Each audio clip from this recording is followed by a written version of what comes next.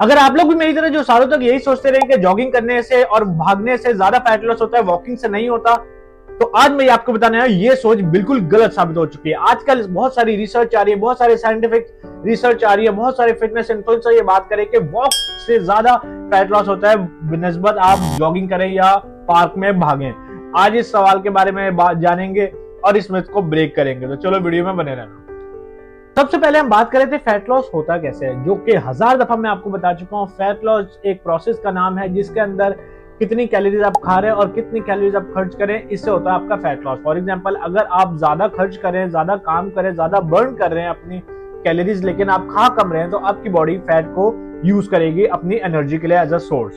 तो देखा जाए तो रनिंग से भी फैट लॉस हो सकता है और वॉकिंग से भी हो सकता है। मेन सवाल यहाँ पर ये आता है कि कौन सा तरीका जो कि आपको लॉन्ग टर्म तक बेनिफिट देगा और ज्यादा फैट लॉस करेगा और आपको ज्यादा मदद करेगा कंसिस्टेंट रहने पे अपनी जॉगिंग या वॉकिंग या फैट लॉस को लेके। अब हम बात कर लेते हैं दोनों के एडवांटेजेस के बारे में, फिर आप अपने लिए खुद डिसाइड कर लेना कि कौन सा बेहतर है। तो सबसे पहले हम बात कर लेते हैं वॉकिंग के बेनिफिट्स के बारे में।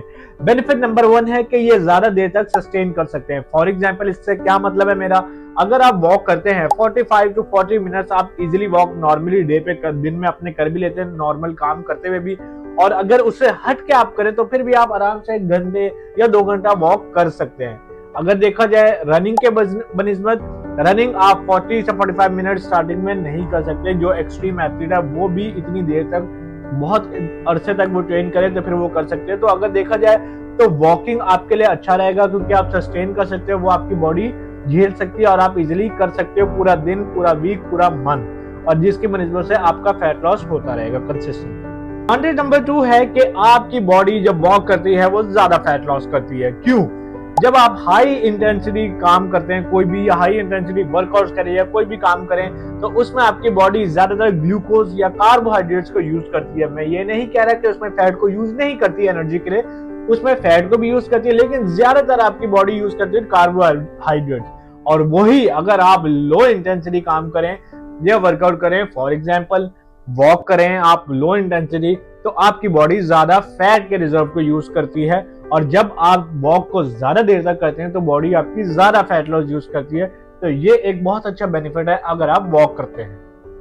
नंबर 3 है वॉकिंग का लो रिस्क ऑफ इंजरी। जब आप वॉक करते हैं वो आपकी नीज जॉइंट्स के लिए बहुत आरामदेह होती है।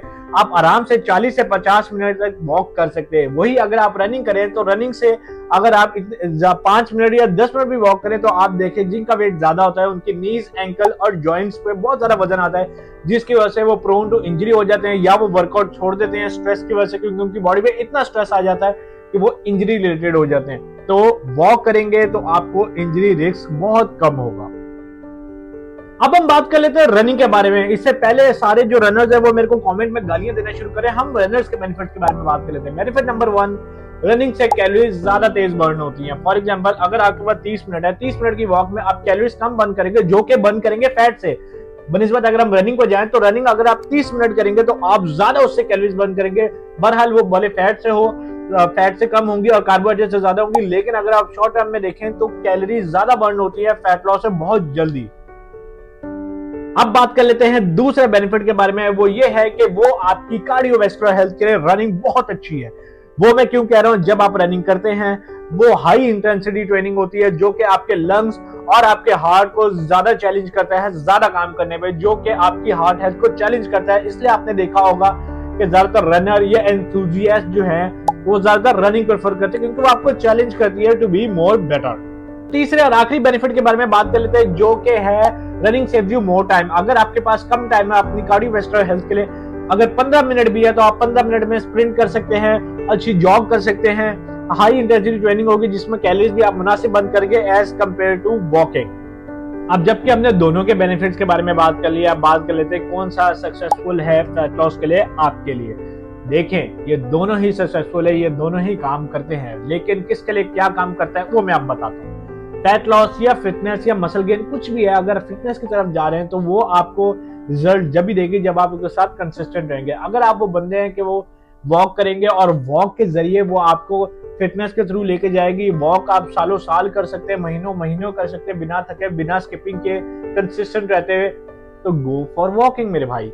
अगर जॉगिंग से आपको बहुत इंजॉयमेंट मिलती है, आप उसके साथ कंसिस्टेंट रहते हैं, या रनिंग से आप कंसिस्टेंट रहते हैं, आपको अच्छा लगता है, इंजॉय करते हैं आप उसको, और आप उसके साथ कंसिस्टेंट रह सकते हैं महीनों हफ्तों और जिंदगी भर के लिए, तो आप जॉग को प्रेफर करें या रनिंग को प्रेफर करें। तो fitness is all about staying consistent मेरे भाई।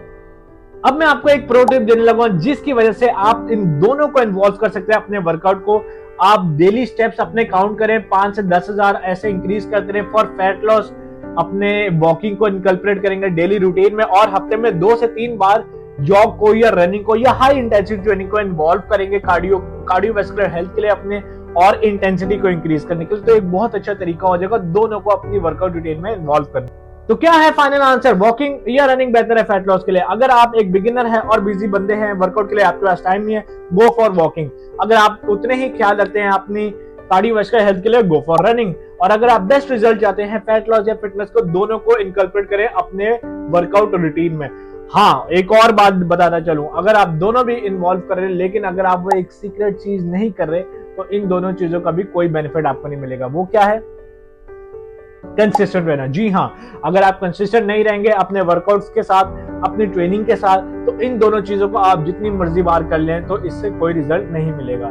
Thank you for watching. Like करो, शेयर करो और सब्सक्राइब करो मेरे यूट्यूब चैनल को। मेरे सारे सोशल मीडिया हैंडल्स को जाके फॉलो करो। कोई भी सवाल है डीएम करो या कमेंट करो, और हाँ, कमेंट में जरूर बताना आप लोग क्या करते हैं, वॉकिंग या रनिंग। गिल साहब को इजाजत दो, साइनिंग ऑफ।